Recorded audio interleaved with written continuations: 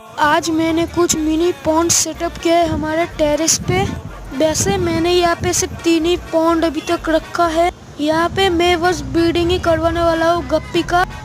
इस वाले टब पे हमारे कुछ फीमेल गप्पीस है एंड इन दोनों टब्स में अभी तक मैंने कोई फिश नहीं रखा है। एंड इस साइड को बनने वाला है हमारा एक मिनी पॉन्ड। तो बेसिकली मैं इसे इस दरवाजे से ढक के रखता हूँ ताकि बारिश का पानी ना आए। वैसे आज बहुत ही तूफानी हवा हो रही है गाइस। आज के लिए इतना ही, मिलते हैं और किसी ब्लॉग पे। बाय।